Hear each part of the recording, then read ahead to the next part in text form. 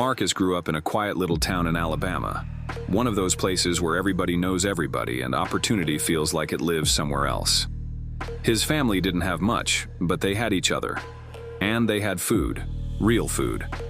His grandma, Nana Ruth, used to say, "Baby, a good meal can heal a tired soul."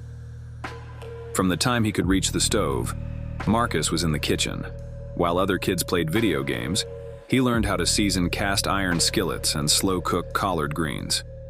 He had talent, but more than that, he had heart. By the time he turned 22, he had a decision to make: stay in town, work a regular job, and let life happen to him, or take a shot. He chose the shot. With a few $100, a backpack, and his grandma's old recipes, Marcus moved to Atlanta. The city was big, loud, fast, and it didn't care who he was. He slept in a shared apartment, worked food delivery during the day, and spent nights applying for kitchen jobs. Nobody wanted to cook without experience, until one day he saw a sign in a restaurant window: "Line cook wanted. Apply inside."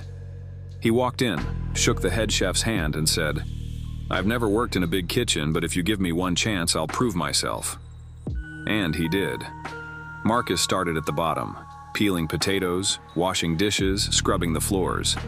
But he showed up early, stayed late, and soaked up everything like a sponge. Within months, he was working the line. Within a year, he was designing dishes for the menu. Still, he dreamed bigger. With his savings, Marcus bought a beat-up food truck and called it Soul Fuel. He parked on street corners and served Southern comfort food with a modern twist: fried chicken sandwiches with honey glaze, smoky mac and cheese, catfish tacos with kick. Business was slow, until a local food blogger posted about him. Then, everything changed. The video went viral. Lines started forming around the block. Marcus hustled harder than ever, waking up at 4 a.m. to prep, working 16-hour days, barely sleeping. But he was building something of his own. 1 year later, Marcus opened his first restaurant, then a second, then 5 more.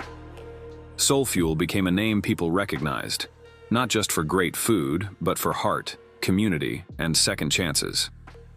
Marcus hired people nobody else would. He mentored young cooks. He built a scholarship fund for kids from small towns who had big dreams, just like he once did. He didn't just become a millionaire, he became a leader. And years later, when he opened a Soul Fuel back in his hometown, everyone showed up. But no one smiled brighter than Nana Ruth. She squeezed his hand and whispered, "I always knew, baby. I always knew you'd feed more than stomachs, you'd feed hearts." The lesson: it doesn't matter where you start.